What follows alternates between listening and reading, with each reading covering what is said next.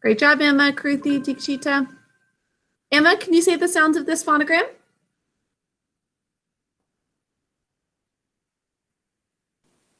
O, U. Good job. Next up, let's do A.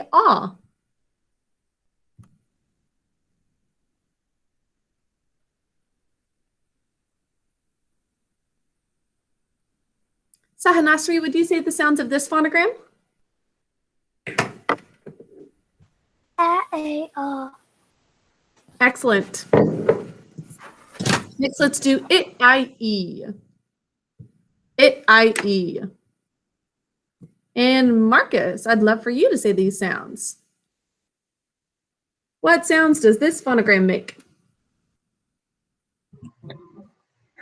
Which one?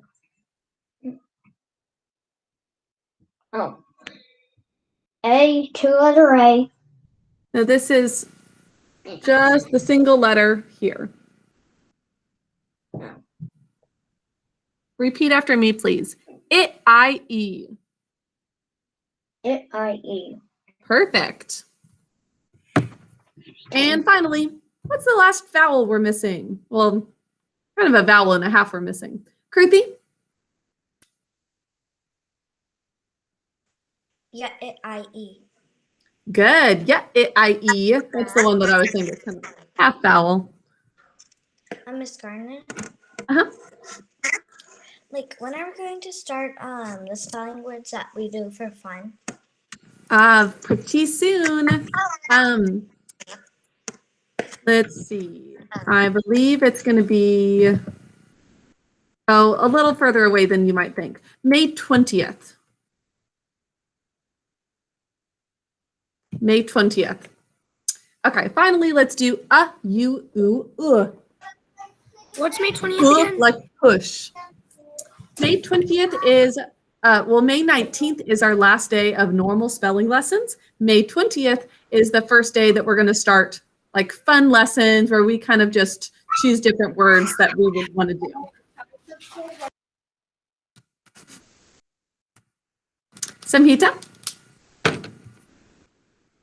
And when's the last day of school? Our last day of school, do you know it, Emma, off the top of your head? No. But it looks like it's June 2nd. June 2nd? I never knew school would go that far, probably because we started late. That's right. We started 1 week late. And that was June 3rd. But it's not too far off. It's you just have 2 days after Memorial Day. That's it. Just 2 days. And actually it's only 1.5 because that last one is a half day. We made 2 phonograms. Ooh, nice job, Emma. Emma, can you say the sounds of these last 2? Yeah, I-E and U. U, U, Good. That last one you said perfectly. Like put or push. You kind of push your voice forward. It's the same as in the phonogram. Okay, that's all of our phonograms. Let's do some spelling words now. First one is everyone's favorite, millionaire. Millionaire.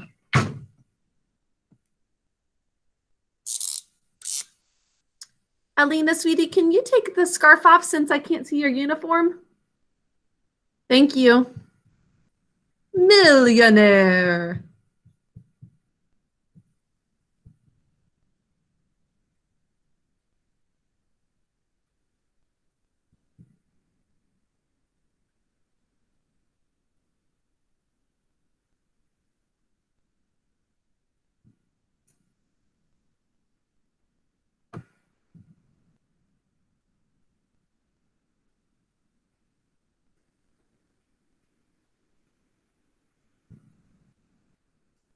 Millionaire. Remember the double L in millionaire? And the I-O make a y. yun sound there. And then air, remember the A, two-letter A phonogram. Million air. Looks like a few of you forgot the I in that last syllable. So double check that you wrote an I in the last syllable. That should be the A, two-letter A phonogram. Next up, please write orchestra. Orchestra.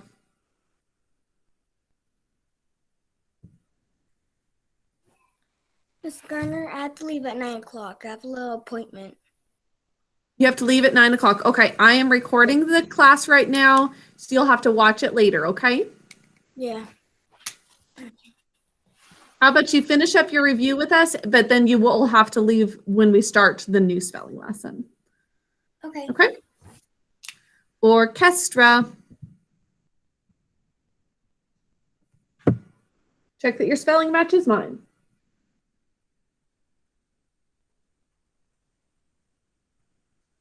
Next is college. Please write college.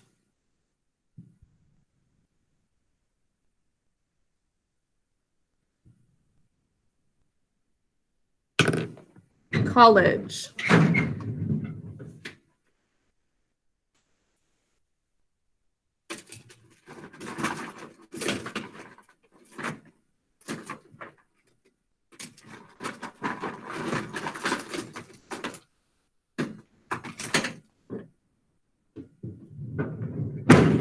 Should look like this. Next is benefit. Benefit.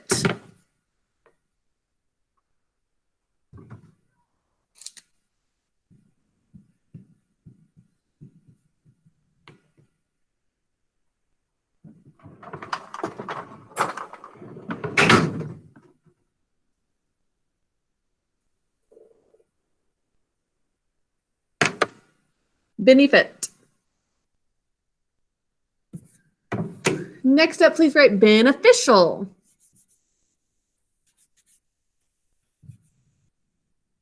Beneficial. We think to spell beneficial.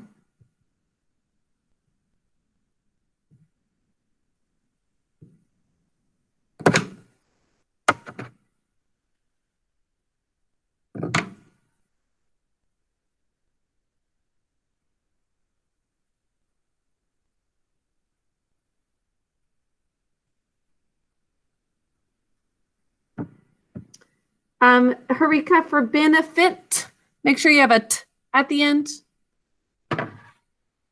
And sweetie, let's put the stuffed animal away. I think that's a distraction. Can you remove all of those toys? Thank you, sweetie. And last word is kernel. We think to spell this one as colonel. Like colonel mustard.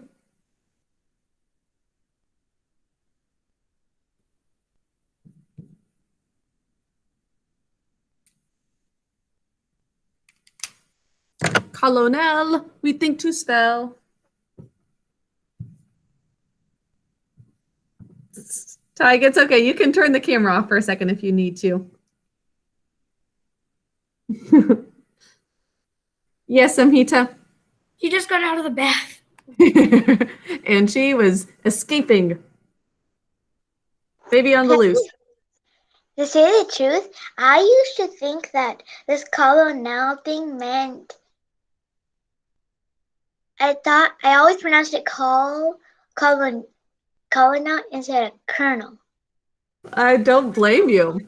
Yeah, if you don't know any better, then that would be the right way to say it, it seems. And then I also once asked my friend who is also in 3rd grade. I went to his house in Dallas.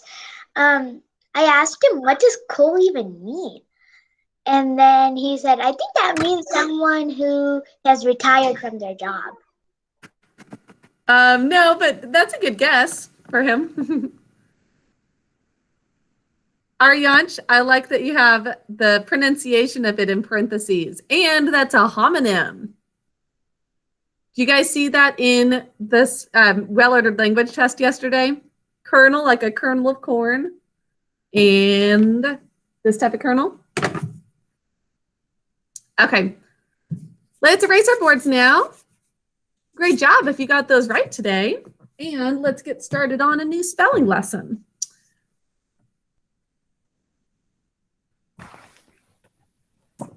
Adios, amigos. It's time to fly. That's right, Alexander. Okay, hope everything goes well today. We'll see you tomorrow. All right. Bye. Bye. Okay, time for a new spelling lesson.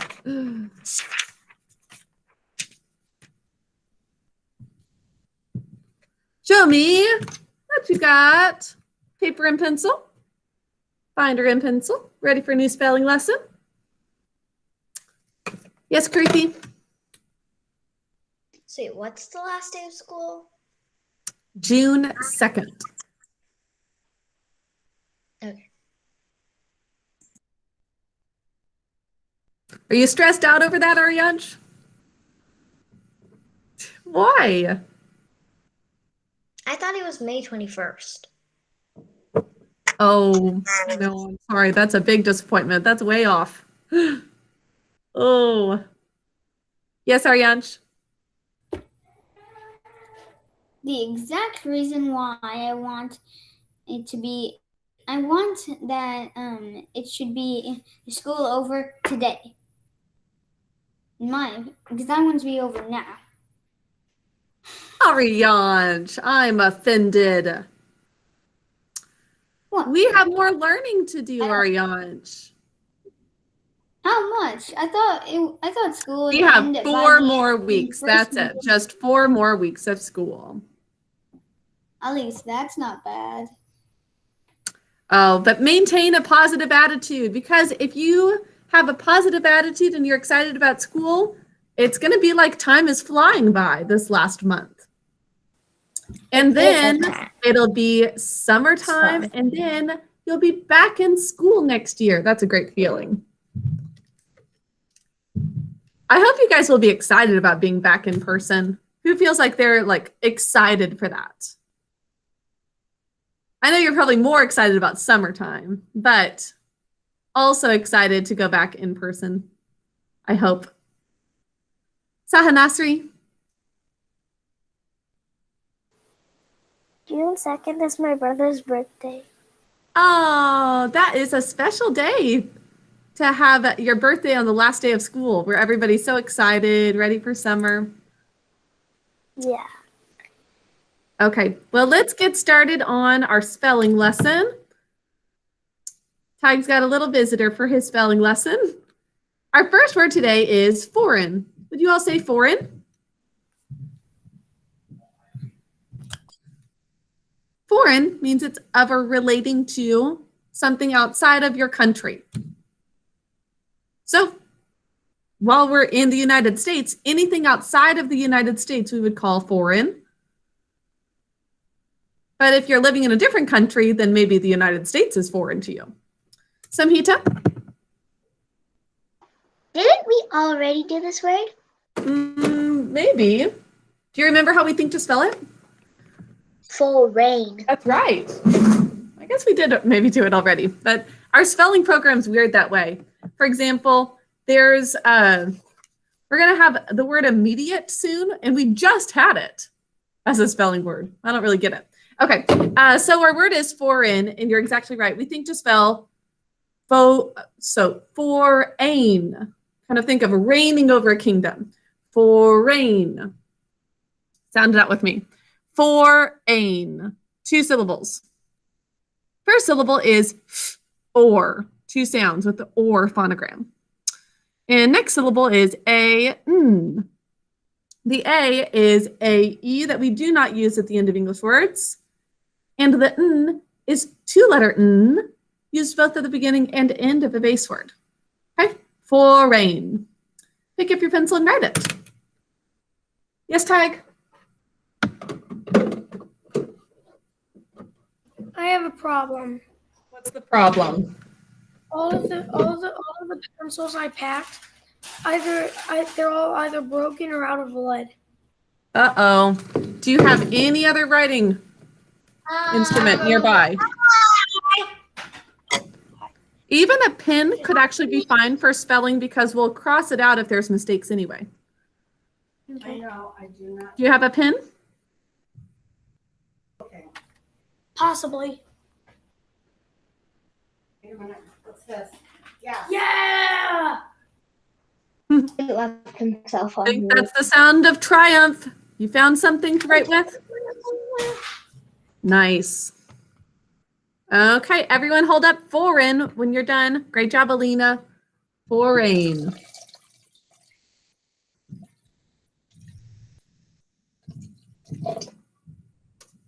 Foreign. Dikshita, you have a question? I thought the school will end at June 1st. It's June 2nd. Nope.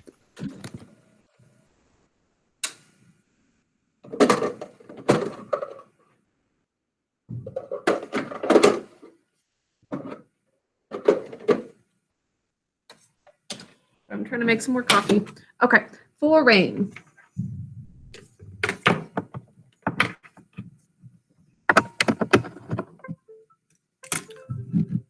Oh, Aryansh. What's going on next door?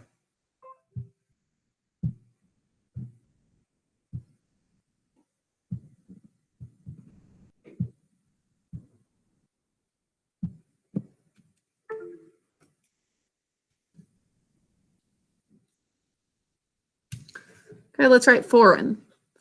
Or, syllable break, foreign. Please check that your spelling matches mine.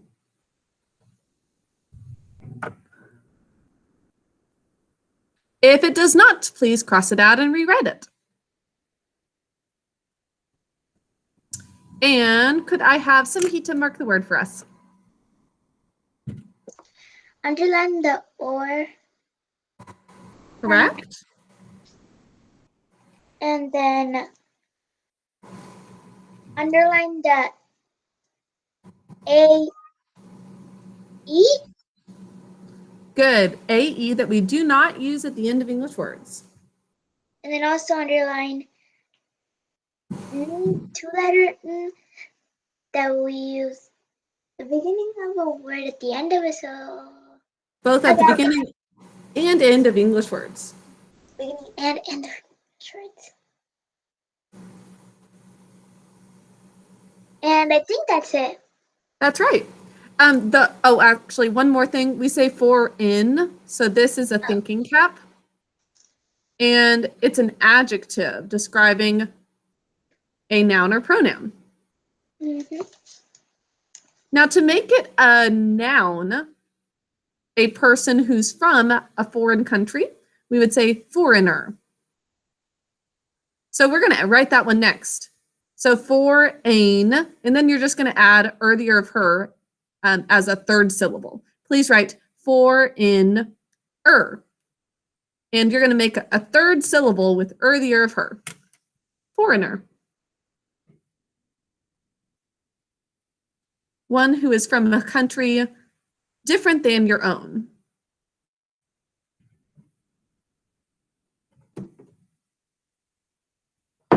Hold it up when you're done with foreigner, please. I'm going to say just right here on the paper since it goes with that base word and we're barely changing it. Great job. Tig and Alina already marked it as well since the markings are going to be the exact same as these two syllables.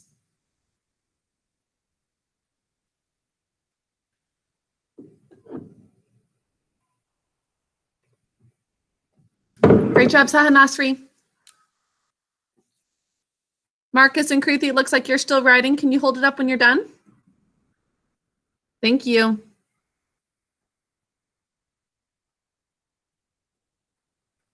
Very good. Okay, foreigner. Or, syllable break. Syllable break. Er. Tig, would you like to mark it for us? Sure. Okay. In the first syllable, or, you underline or. Good. Second syllable, there are two whole syllable. Sorry, I want to look at that again. Okay. Yes. Double on. Sorry, not double. Just underline the a sound, and again. Good. for We the- say AE that we do not use at the end of English words. And then you also underline the that we use at the beginning. Good. This is at the beginning and end of a base word. And then thinking cap on the AE. And last syllable, what do we do? Underline the Perfect. And what part of speech is a foreigner? It's a foreigner is a noun. Good. Because it is a person. Excellent. Time for our next one. Word 3 for today is resource. Would you all say resource?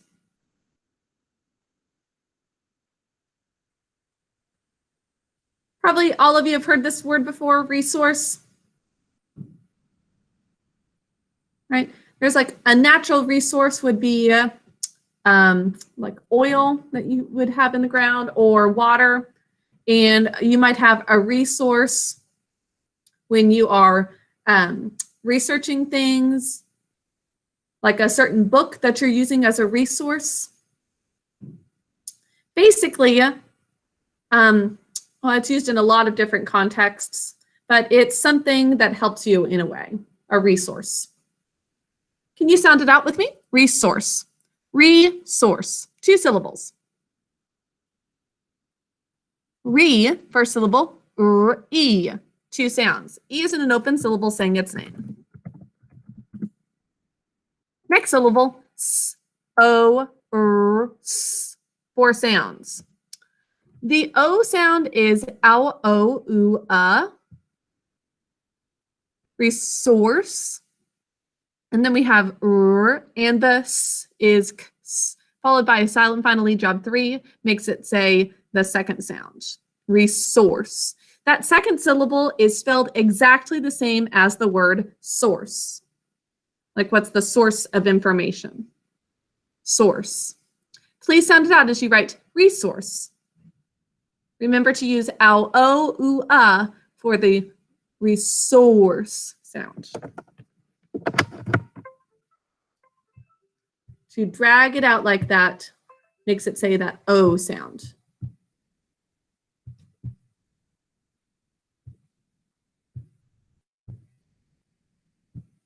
In everyday conversation, though, we say resource.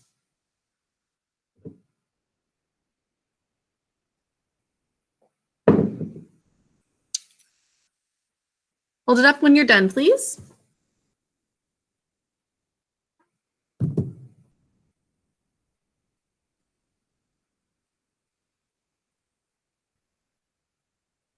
Marcus, you are doing great today. Keep it up. Well, you also stay cozy. Resource. Okay, let's check it.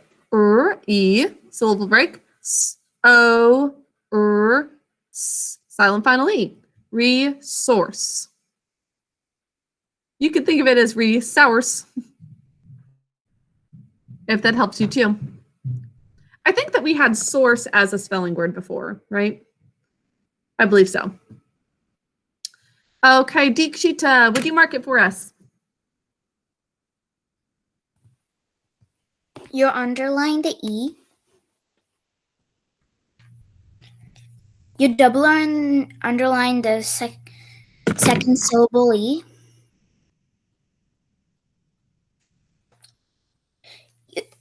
You underline the C and put a 2 on top.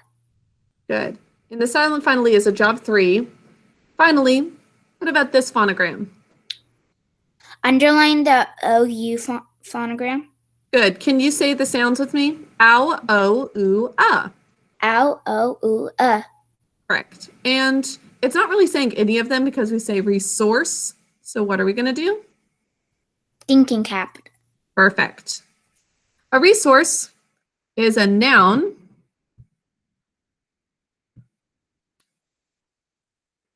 At times, it can be used as a verb. So we'll put that as well. But almost always, at your age especially, you'll see it as a noun. Okay, time for our last word of the lesson.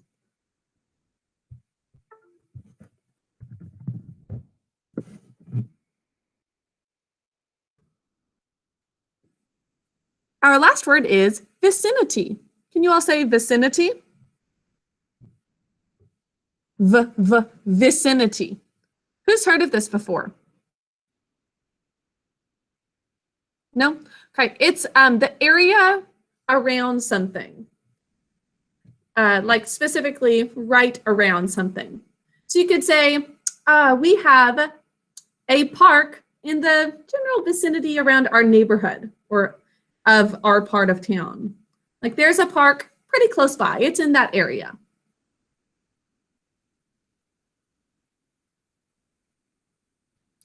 Or if you want to say something kind of general like, oh, I saw a little bunny rabbit in that vicinity. Kind of that general area right around there.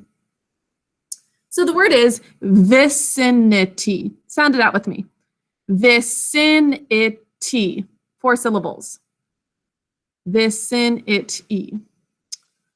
First syllable, v, I, 2 sounds.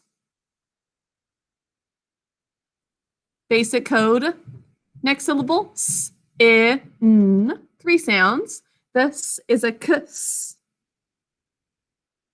The rest is basic code. Next is it, 2 sounds basic code. And last syllable is e. Yeah, it, I-E is what we're going to use there. Okay, so vicinity, very much a basic code word. Remember that it's a k-s that says the s sound. Pick up your pencil and write it. Vicinity.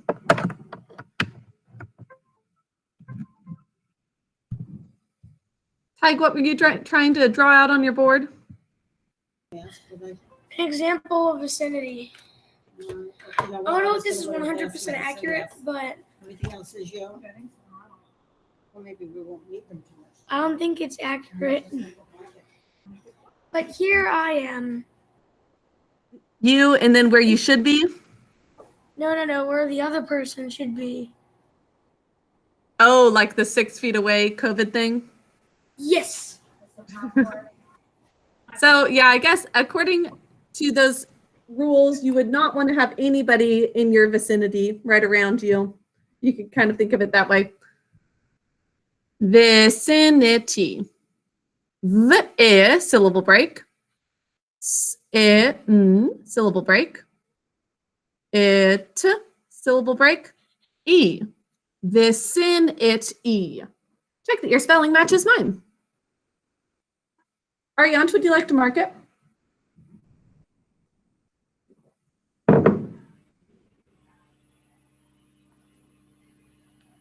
Yes, and also the workers outside, they are digging into the ground, and they're not even 6 feet. First, they're not even wearing a mask, but I bet they took the COVID-19 vaccine already too. They should have. Yeah, I think probably at this point, most of them would have, Okay, but also people have different opinions about whether you need it when you're outside or not. Like whether you need a mask when you're outside, that is. And so since they're outside, they're probably pretty safe. Okay, can you mark it for us now? In the first syllable is basic code. In the second syllable, you put a 2 on top of the C. Perfect.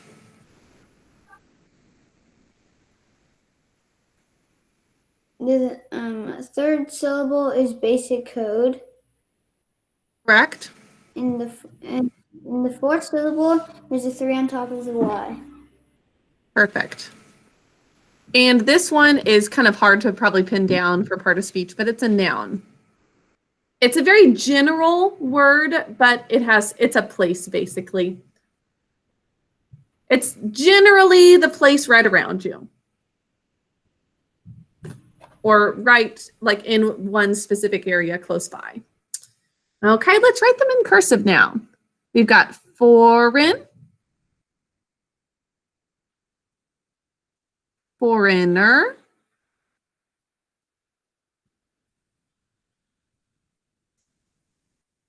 resource, and vicinity.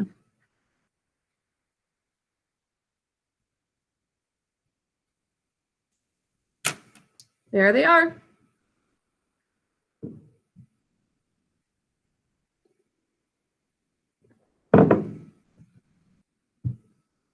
Foreign, foreigner, resource, vicinity.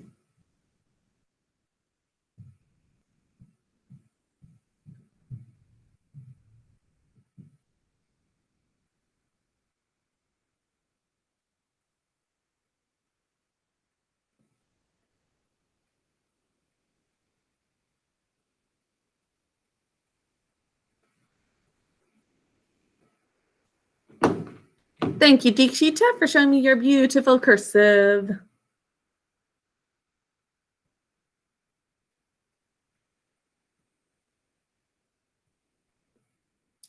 And we are going to take a little break before we start well-ordered language to focus on Farmer Boy and our new poem.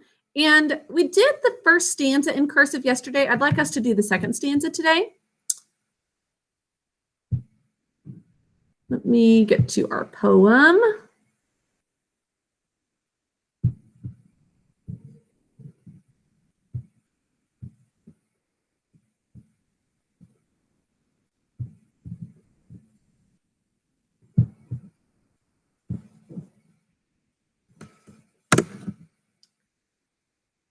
Okay, so this is what you'll be doing for homework as well today. I want you to say your poem to a family member. Say it out loud to them. Okay, can you say it with me? The happy farmer. Let the mighty and great roll in splendor and state. I envy them not, I declare it.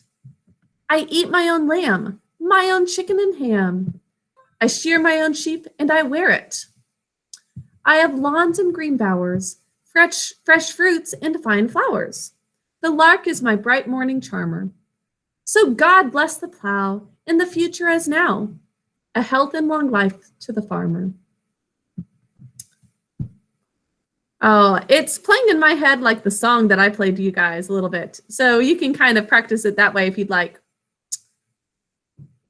In the song, some of them say, let the wealthy and great instead of mighty and great. But basically, let those people, who are wealthy and important, the townspeople like Mr. Paddock in Farmer Boy, they can roll in splendor and state. I don't envy them.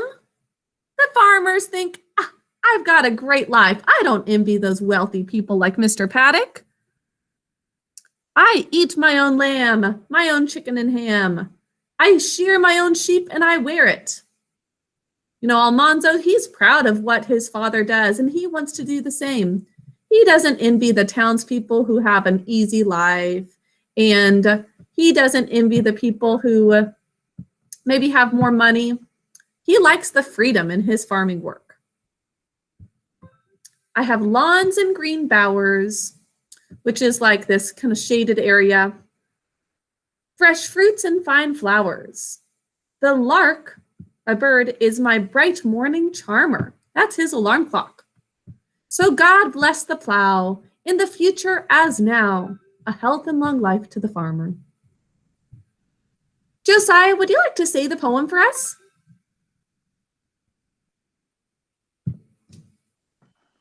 Let the mighty and great roll in splendor and state. I envy them not, I declare it. I eat my own lamb, my own chicken and ham. I shear my own sheep and I wear it. I have lawns and green bowers, fresh fruits and fine flowers. The lark is bright morning charmer. So God bless the plow, and in future as now, a health and long life to the farmer. Great job, Josiah. We've got some rhyming here, a little different than some of the rhyme schemes that we've seen before. What do you notice is the pattern? Emma, do you notice which words rhyme in the stanza? Looking at the last words of each of the lines. Do you notice which ones rhyme?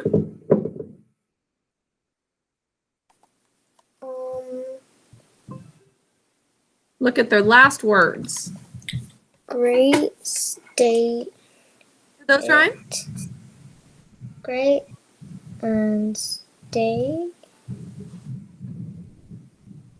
Great state.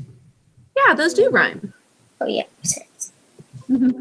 And then we have it and lamb. Do those rhyme? No. No, but what does? Samhita, do you see it? Oh, you're about to get it too, Emma.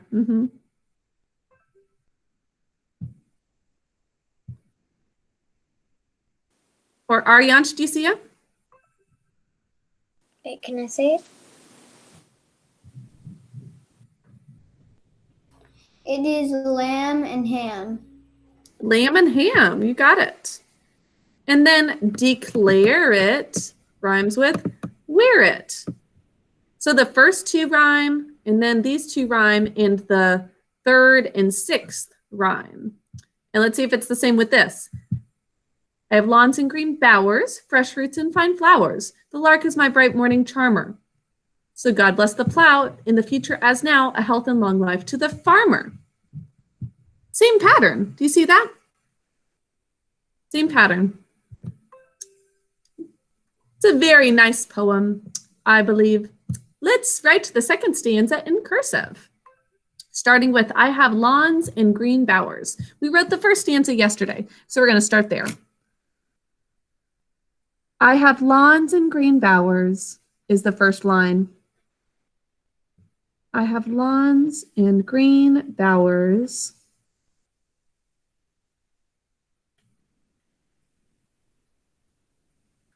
The next line has some very good alliteration. Fresh fruits and fine flowers. That's easier to remember, isn't it? Fresh fruits and fine flowers. It has a nice ring to it. Really adds to the style of the poem. Fresh fruits and fine flowers.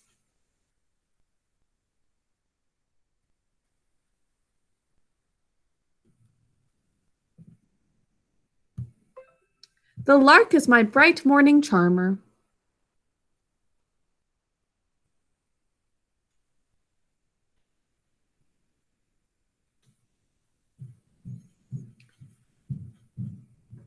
This farmer is saying, let the mighty or wealthy and great roll in splendor and state. I envy them not. I've got all these nice things. The farmer has lawns and green bowers, fresh fruits and fine flowers. The lark is his bright morning charmer. I'm out of space for charmer, so I'm going to write it right below here. But I still want, I don't want to go all the way over here because I want the last word of each line to be right there so you can have that rhyme scheme. And so the stanza can look the same as what the poem is. So God bless the plow.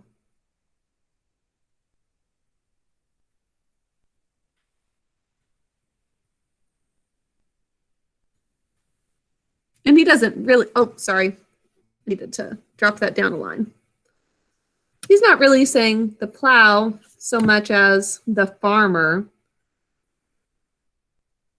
but the plow is what he uses. So God bless the plow. In the future as now.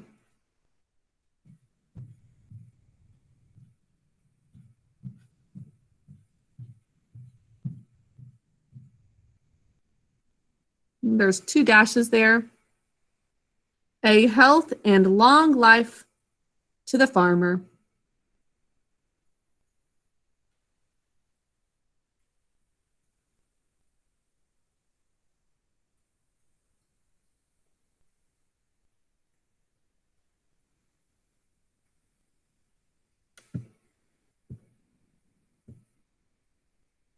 And that's it. I'm going to zoom in closer.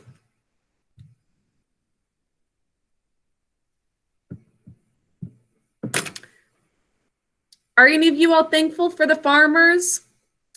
That we still have farmers who give us so many things?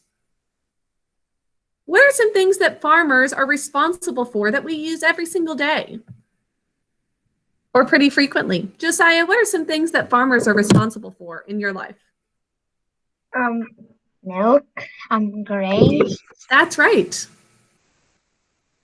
Milk. They raise the cows and are responsible for the milk that you get.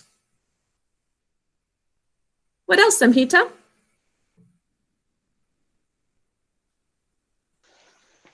Vegetables and everything that we eat. Yeah, vegetables, every vegetable that you get, whether it's from a farmer's market or from Walmart, it came from some farmer who was responsible for it. What else? Think about the part of the poem that says, I shear my own sheep and I wear it.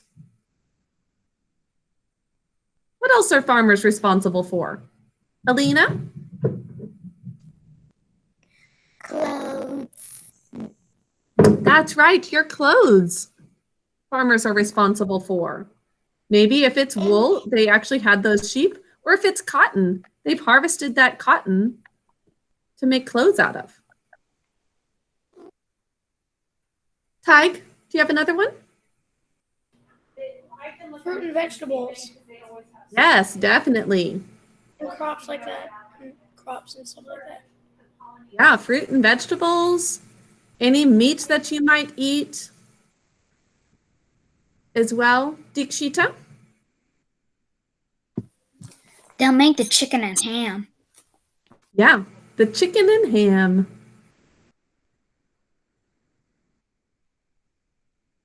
That was So we mine. should be grateful to so many things that the farmers do for us, even today.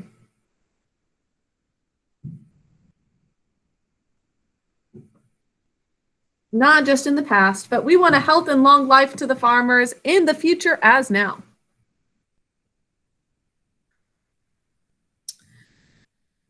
Okay, time for, when you're done with this, I want to go over 2 of the questions from your study guide that are also going to be on the test tomorrow. Spend a little extra time on those.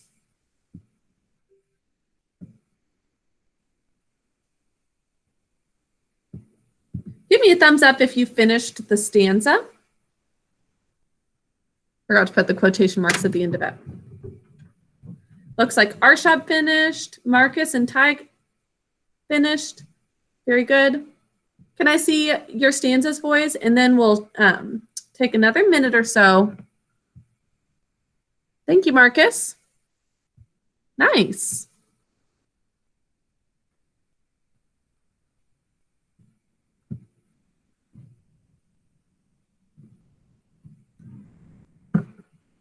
Nice job, Samhita. This is posted to Bright Thinker, so if you are a little slower with your cursive, you can finish it up looking at the Bright Thinker one in a little bit.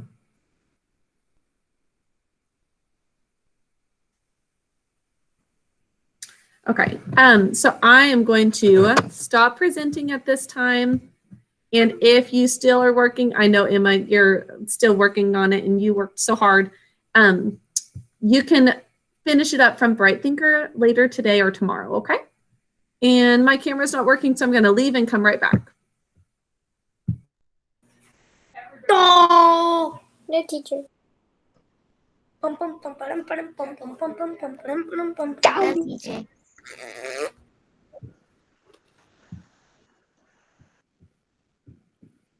Yes, Miss. Guys, we're having a party, a 5-second party while I was gone.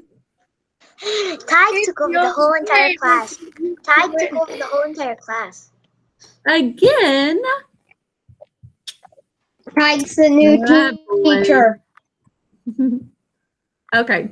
Boys and girls, let me know if you see the study guide. Can you all see that? Oh, Ariansh is a little distracted by his birthday cake. Making us very hungry. I can't Okay, see boys it. and girls, there is this section on character matching that you'll see on the test again tomorrow. You're also going to have some multiple choice plot questions that are not on the study guide, but I think you'll be able to do well on. There's vocabulary that's going to be on the test tomorrow as well, but I want to go over these two. All right, the question one that I've got here is, the Wilders grow or make much of what they use for everyday living. List 3 things they need on a regular basis that they produce themselves on their farm. And I didn't say this for the study guide, but for the test, you'll need to write them in complete sentences. Who can tell me, and we're going to just number it out, one thing that the Wilders make that you might otherwise just buy from a store? What's something they make that's kind of unique to just a farmer doing that? Rishith? Milk. You can do milk, yeah. I don't think that they really spent much time on talking about milk, so it might be good to talk about one that they described more in detail in the book. Harika, do you have another example?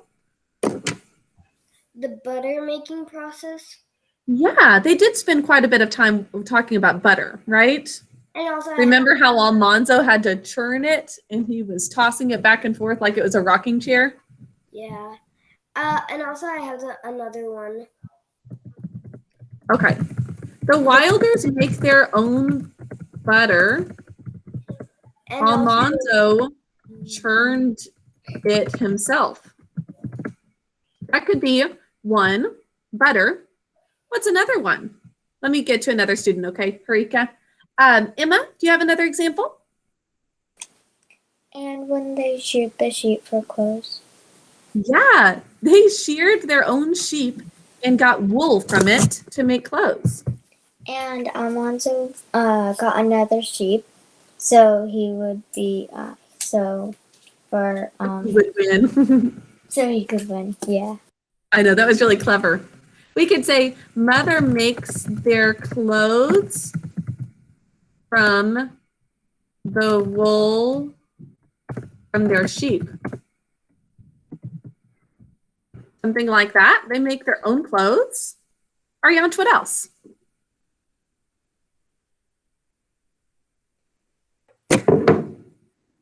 This is something that you don't actually really buy, but you don't make either. You don't use it now, but it's something like it. Candles. Now you don't use candles, you use electricity, but it's still. Yeah, very good point. A lot of you probably, your parents do have candles at home, but not for a source of light, just for the smell. Or right? for the birthday party. Or for a birthday Yeah, party. like on a birthday cake. Marcus? Birthday cake's amazing. And also, this is going to be something about the storm that happened to our road. So, we have a cross section at the middle of our road and the enter of our road. Technically, the lane. We don't own the road, but we're pretty much the only ones who can fix it. So, it ripped off a whole piece of the gravel, and now the gravel's on one of the trees, and it put a bunch of sticks, a bunch of sharp rocks, pulled off a lot of pieces, and in the ditch there's just a stream of water going down a place where it isn't supposed to be going, and all of that combined, like all the road being broken, will cost about $10,000 to fix. Oh, I'm sorry. That sounds really stressful. I know you guys have all of that beautiful land out by your house, and it's so, so nice. But then when things go wrong, it maybe damages your property more than it would some other people's neighborhoods. Yeah. Well, here are some examples of sentences that you could write for that question. Does that make sense, boys and girls? And you can write these exact examples if you wanted to. The butter, making clothes from the wool from their own sheep, and candles are 3 examples. You could also write about the sugar. You remember how they made their own sugar from the maple from the trees? They boiled it down and made it into sugar that they would actually use throughout the year. They also made their own sleds to use as well. Father made his own sleds and shingles for the roof. Remember how he carved shingles? Emma? And Alonzo and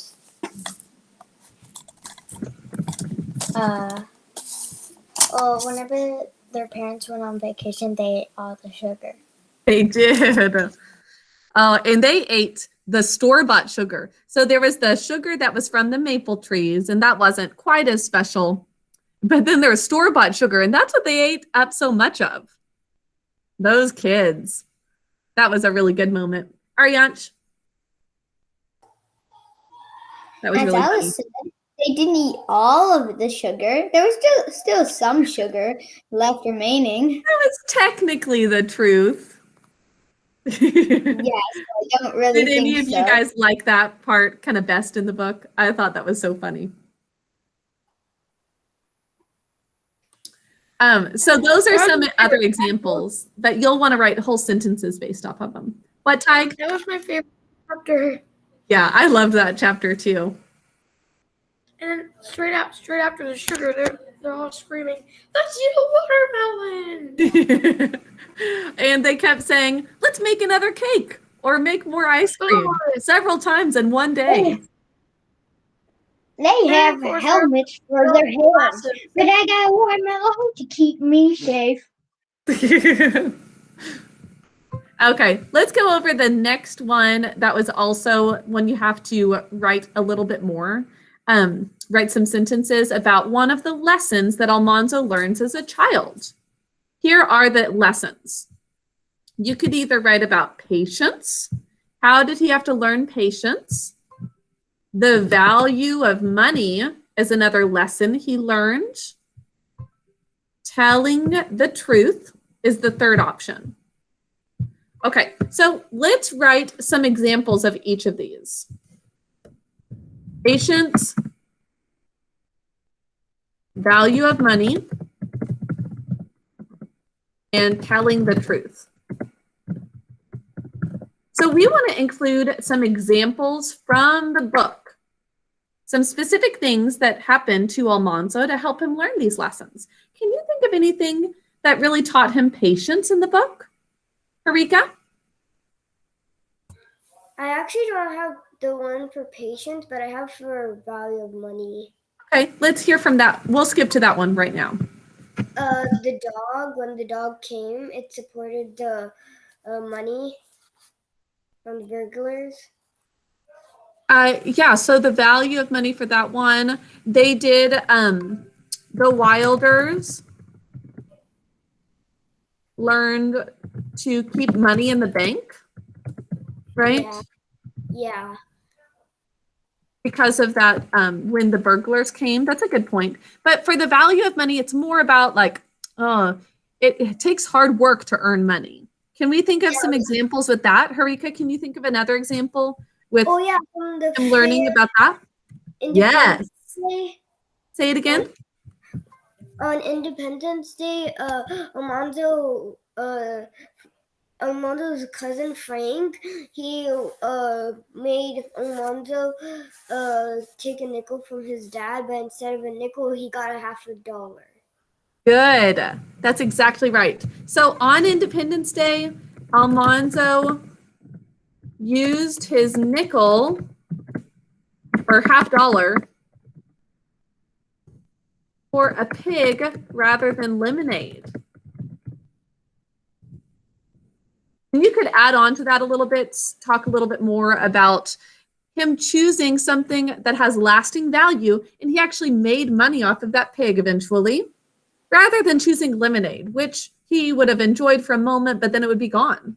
Marcus, do you have That's another what I example said. about the value of money? Yeah.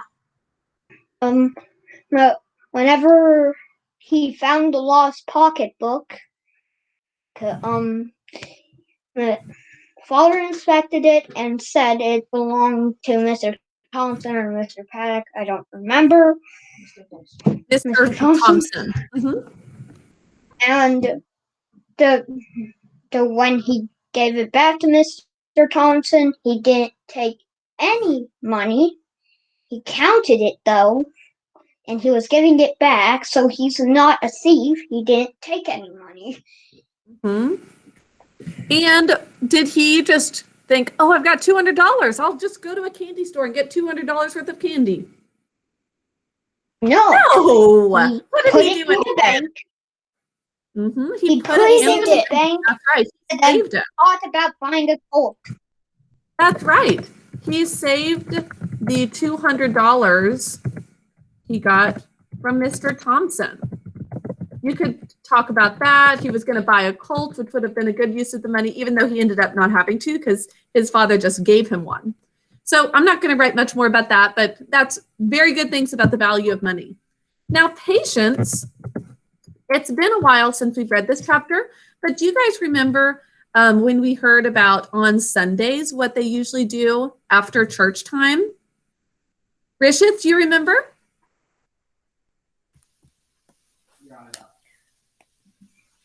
What was the question again? What do the Wilders do on Sundays after church? I believe they take a warm bath.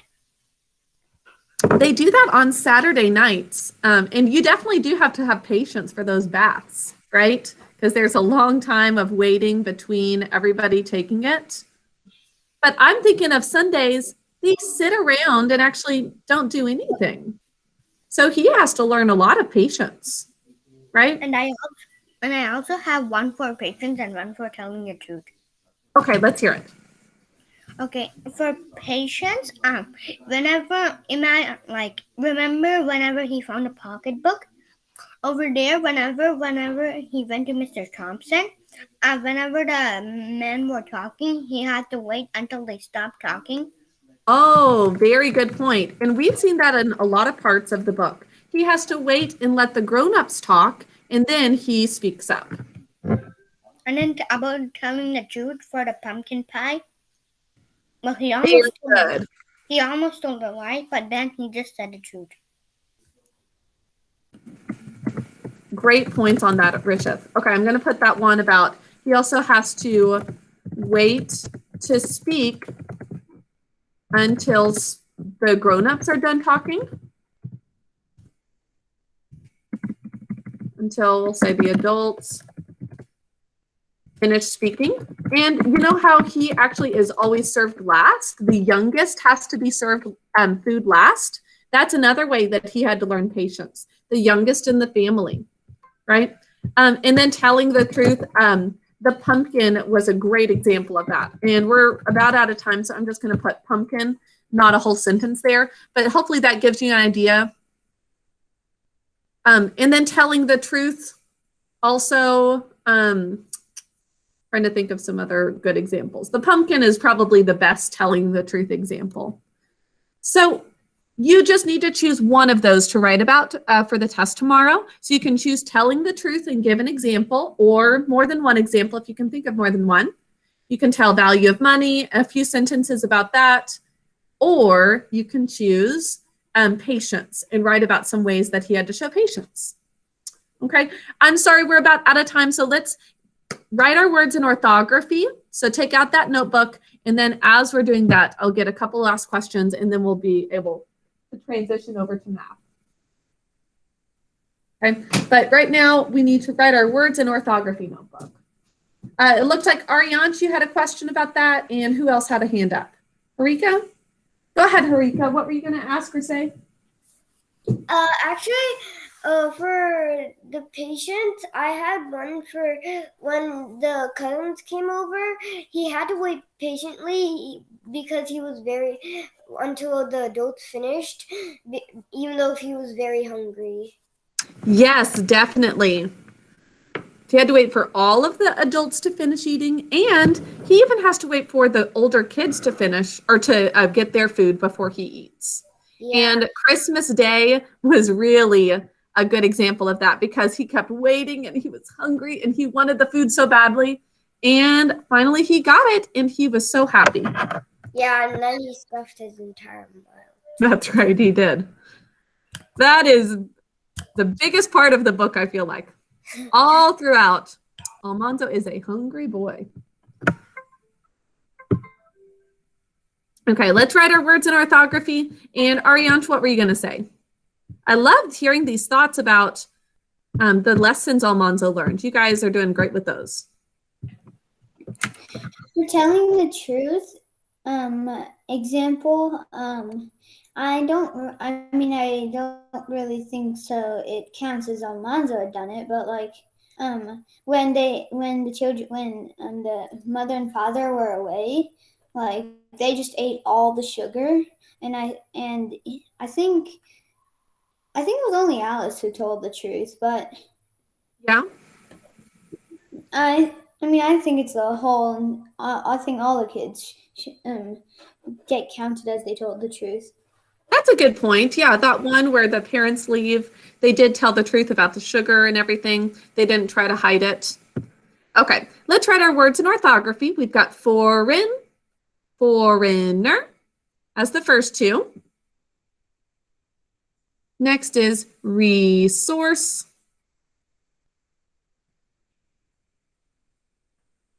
This is on page 64, by the way.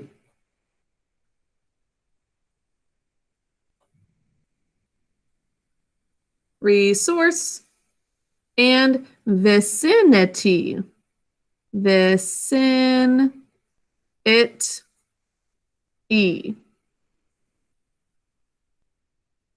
So foreign, foreigner, resource, vicinity.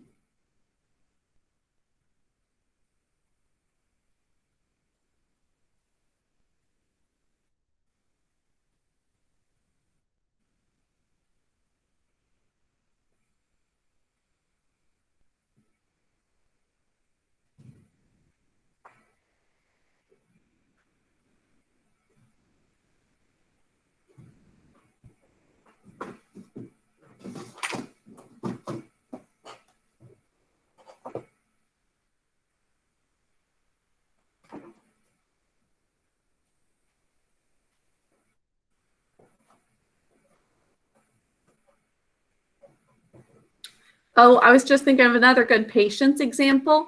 You could write about how he had to have patience when he was training the oxen. Remember that it took a long time and they made some mistakes, but he was really patient with them. And he was patient to finally be able to have a colt that he could train on his own. He wanted it for so long, and he was really patient waiting until that happened.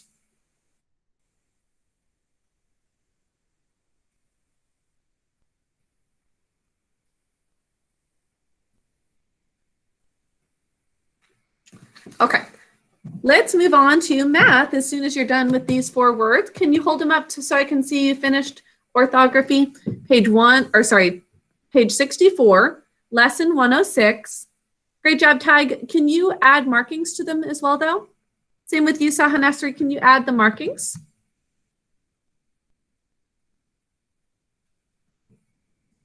Thank you, Marcus. I can't quite see, but do you have your markings too?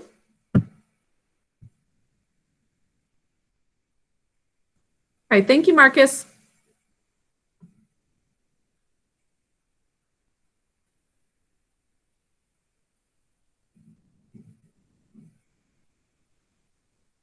Okay, as soon as you're done with these 4 words, we're going to take out our math notebook. And we are going to start our first lesson on time and temperature. So you will have workbook pages today. You didn't yesterday, but you do have them today.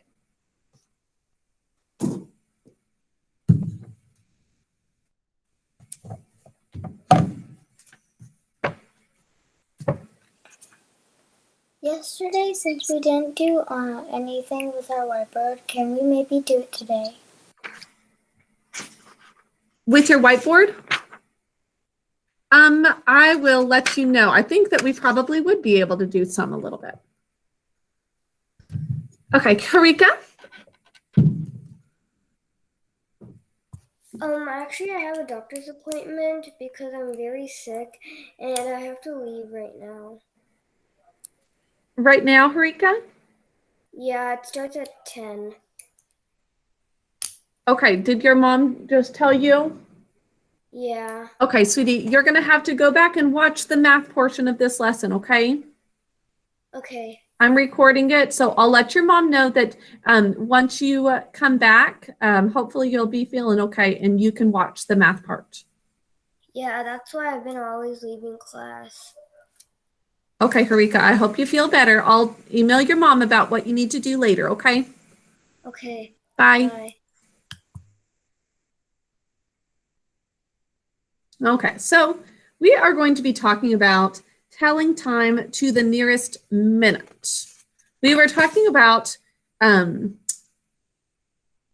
groups of, or just skip counting by 5, but we are going to be focusing on telling time to the actual minute. And we are going to be using some words like past and to. Great job, Josiah. You've got a little clock there to show it. Words like past and to represent after an hour for past, and to meaning how much time until the next hour. Okay, so as you already know, each small mark between the numbers on the clock stand for 1 minute. This minute hand shows 5 minutes past the hour. What time is shown on the clock here? Josiah? 9:20. Good. 9:20. You can also say 20 minutes past 9. That's another way of telling this time. Okay? So you can say 9:20 or 20 minutes past 9. Now, if it is a little closer to the next hour, you can read the time exactly. So what exact time is shown on this clock? Can somebody tell me what time is shown on this clock? Remember that the red hand is showing the hours and the blue hand shows minutes. Dikshita?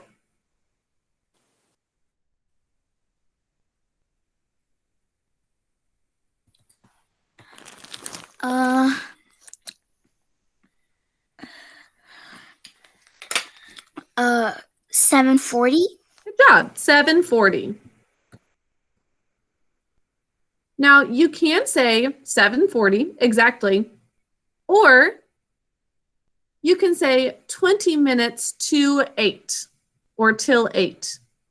And you use that especially if it's closer to the next hour. And as he is thinking here, he's saying 60 minus 40 equals 20. Or you can just count up the minutes until you get to the next hour. This is 20 minutes to 8 is another way of saying that time. Okay, let's put that into practice here. So find the missing numbers. It says here, 6:15 is what's shown, is how many minutes past 6? How many minutes past 6? Arshab?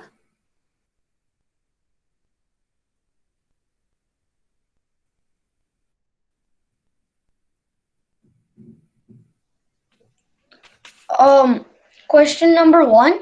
Yes, question 1. 15 minutes past 6. Perfect, 15 minutes. I'll have you help for this next one too, Arshab. Now, 5:45 is what's shown here, is how many minutes to 6, the next hour? 15 minutes. Good, also 15. It's 15 minutes to 6, meaning 6 o'clock. Okay, time for similar practice with digital clocks now.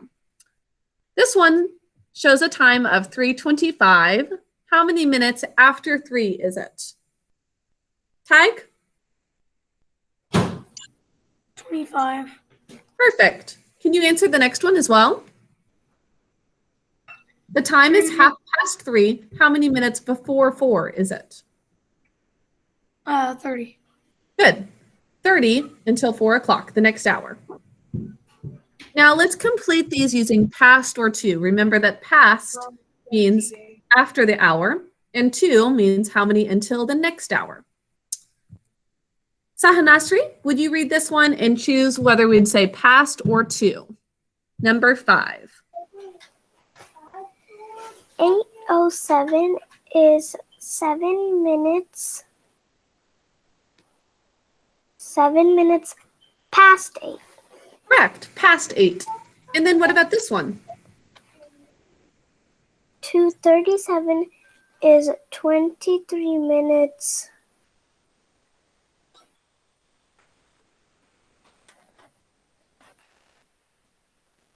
23 minutes.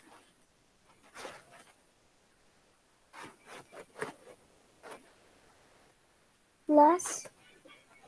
So we're going to use either past, which means 23 after the hour, or to, which means it's that many minutes until the next hour. Would we use past or to? 2. Yeah, it's 23 minutes to the next hour, or until the next hour. Okay. Okay, and then we've got these with digital clocks. I think we can skip over that though. Okay, moving on here to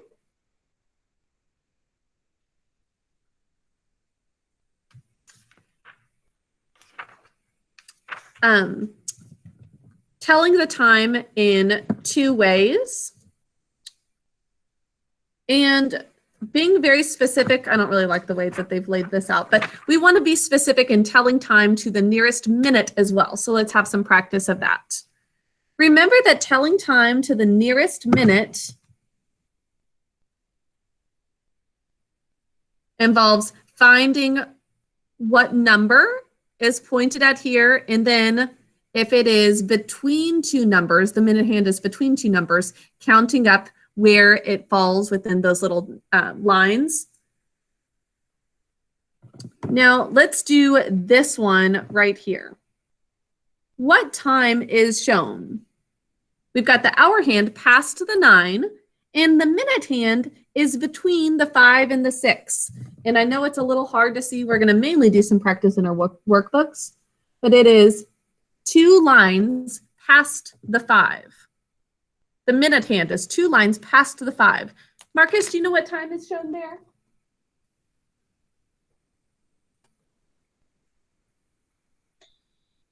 Miss Gardner, which page is this on? It's not in your workbook. This is the textbook that we're just looking at the computer for. Good question. Okay. Am I doing I'll one or let you know two? when we start the workbook. Number 2, what time is shown there?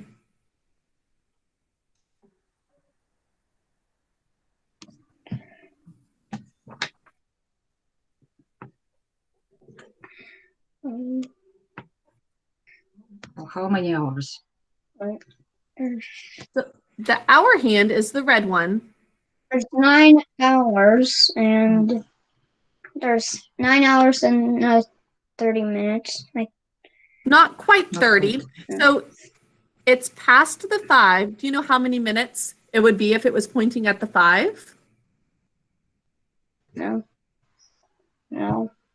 No, you do. Okay, so we can either skip count by 5s, or you can ask yourself, what's 5 times 5? And that will tell you how many 25. minutes. Good. So it's a little past 25, and I know it's hard to tell, but it's 2 minutes past 25. So how many minutes is that? 9 hours and 27 minutes. Perfect. 9:27 would be the time. Well done. Boys and girls, this is a tough one to do virtually because I know that you've got to see things really up and close. So I'm going to have you start on some workbook pages for more of our practice now. So you're going to do some of your homework all together for our practice because it's really best for you to have your workbook right in front of you for these activities so that you can see the minute hand really up close. We're going to turn to page 147, okay? So actually, I don't think we're going to end up using that math notebook at all today.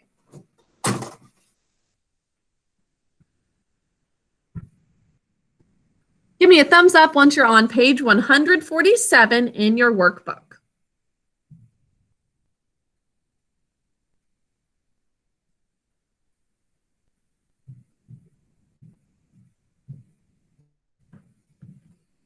We'll do a little bit of these ones where we use the words past or to, and then tell the time in 2 ways on the next page, finding the time to the nearest minute. And it's going to help so much more because my recommendation for these types of clocks, when you've got something that is actually not right on the number, it's not skip counting by 5s, but we've got minutes in between, is like to draw it out so that you're seeing like continue that line to see exactly what number it's pointing to because I think it's hard to tell exactly with these pictures.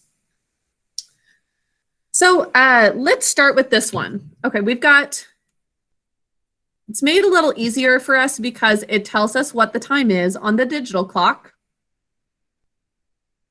Oh, actually, never mind. These are all 3 separate problems. Now, what time is shown here? And then we're going to write it out using the word past.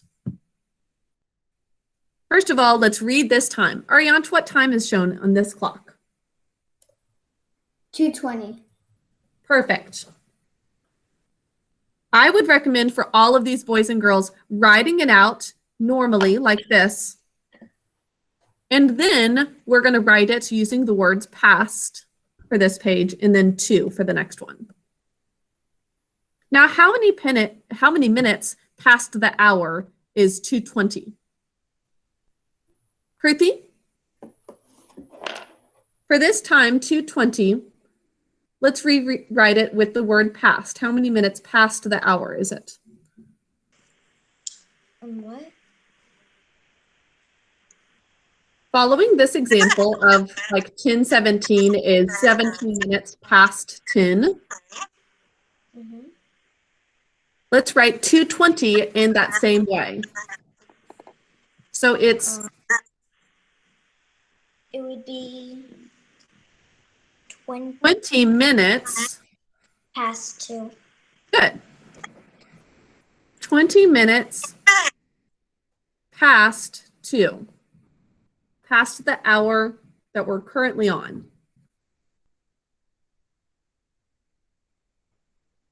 What would we say for 4:15? Using the word past. How would we read that time? Emma?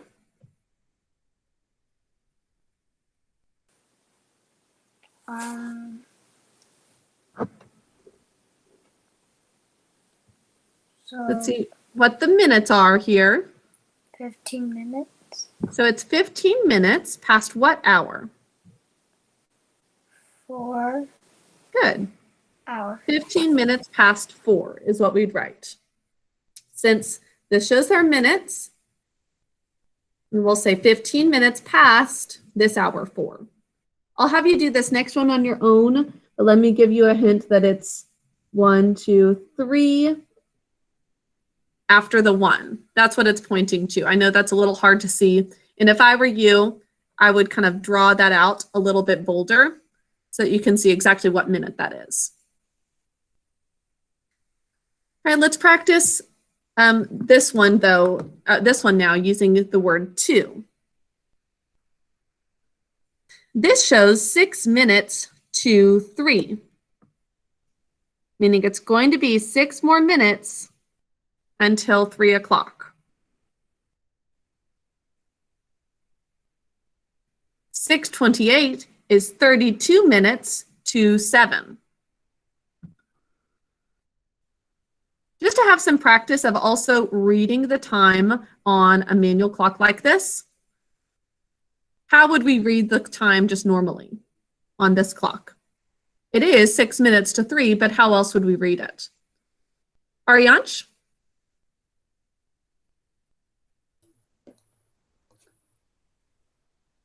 And you would read it as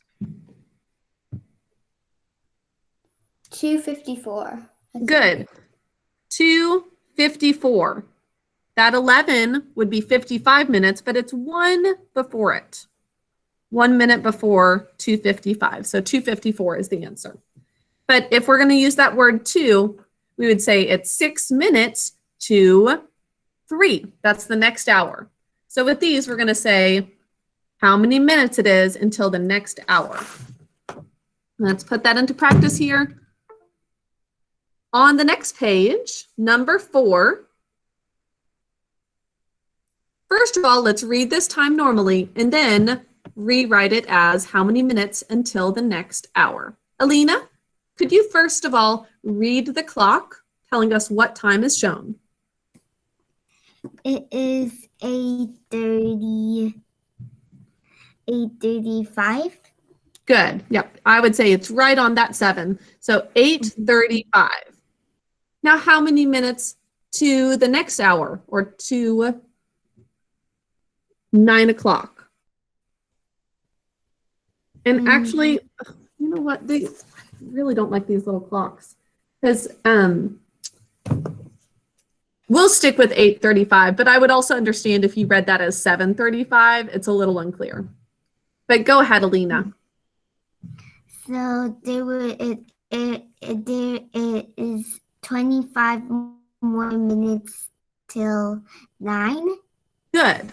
25 minutes to the next hour, 9. These are not great pictures though, boys and girls, because that hour hand is pointing right at the 8. So it's unclear whether it's 7:35 or 8:35 to me. But don't worry about that. I want you to just focus on the practice of how many minutes until the next hour. Try your best if you're not quite sure where that hour hand is pointing. Okay, now this next one is going to be easier because it's just a digital clock. It's not going to have some of these funny pictures. How many minutes until the next hour if the time is 1:55? Rishith, could you help with this one? If it's 1:55, how many more minutes are there until the next hour? 5 minutes. Good. 5 minutes to, if it's 1:55 now, what's the next hour, Rishith?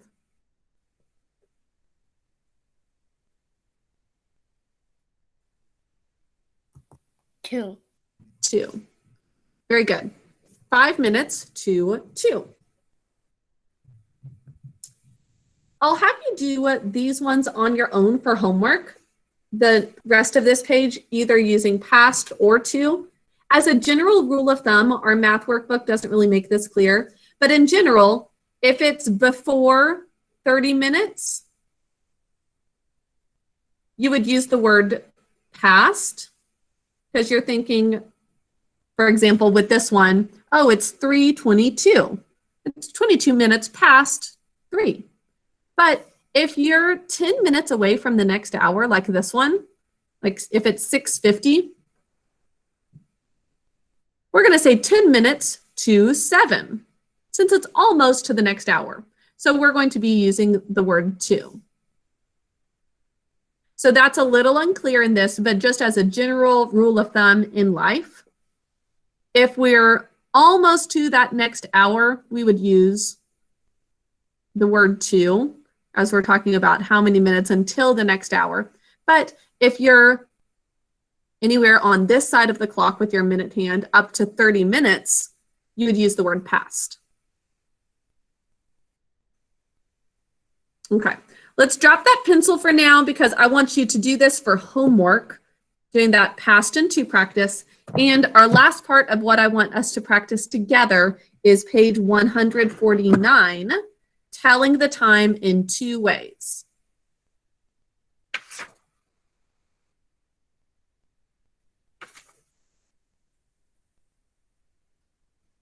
Okay, so as you can see here, you're going to be putting the past and to practice here as one of the ways of writing the time, and the other one is just the standard way of writing it. And with these digital clocks, they're wanting you to write it as the time to and past, since it already gives you the exact time. Okay, so 7:25. Hands up if you can tell me how many minutes past the hour this is. Use the word past to tell this time, 7:25. Alina?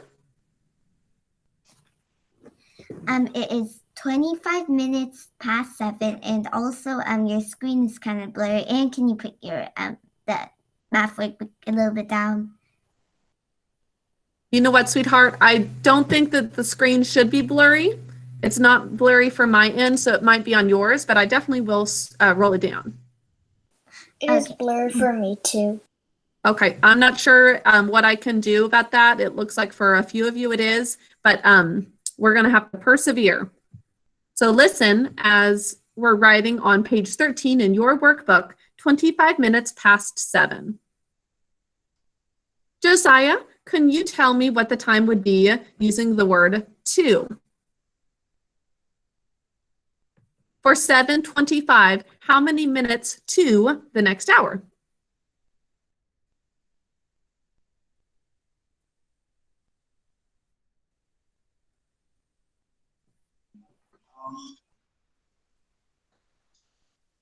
So, what's the question? For this time, 7:25, I'm on page 149. How many minutes are there to the next hour?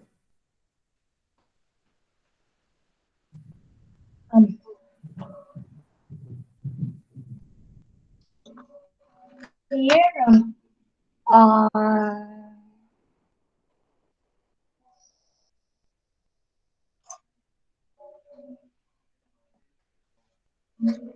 So if we're at 25 minutes, Josiah, and there are 60 minutes in 1 hour, how many more minutes until the next hour?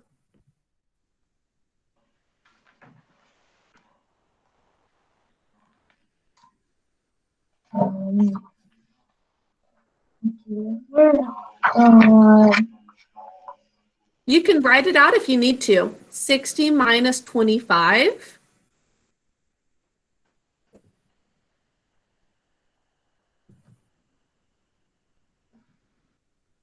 Can you solve that for us, Josiah? 60 minus 25. That's going to tell us how many more minutes until the next hour. okay, so the answer is 35. Good, 35. And Josiah, here's a shortcut to doing this. 7:25 is 5 minutes until 7:30, and then 7:30 is 30 minutes to 8 o'clock. So it's 30 plus another 5, 35 minutes.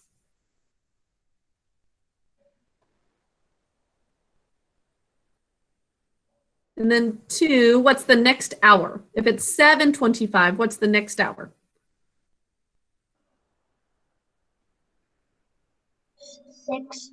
6:25. The 7:25 8:25. is 35 minutes to 8, as in just 8 o'clock. Like it's going to be 35 minutes until you get to 8 o'clock, Josiah. Does that make sense?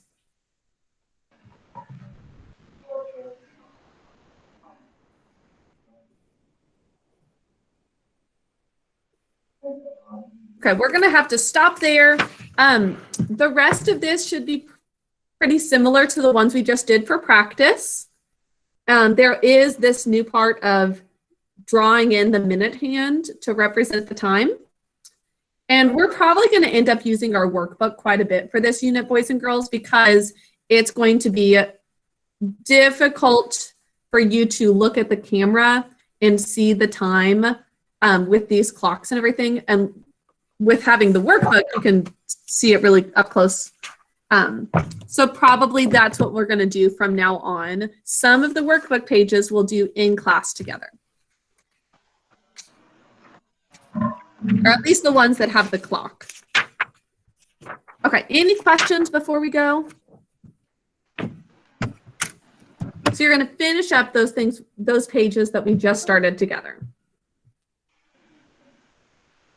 Okay, well, thank you all for persevering and doing well in class today. You do have nothing for literature other than that McCall Crabbe's passage and a poem to go through. So there's nothing specifically for Farmer Boy because we went over it together in class. Okay, so that'll be a little different in your Bright Thinker to-do list. Have a great afternoon, everybody, and I'll have just my reading group stay now. Bye. Bye, Miss Gardner. Bye. Bye. Bye, Miss Gardner. Bye, Miss Gardner. Bye, Sahanasri. Bye, Emma. Bye. Hi, Josiah. Okay, time for Treasure Island.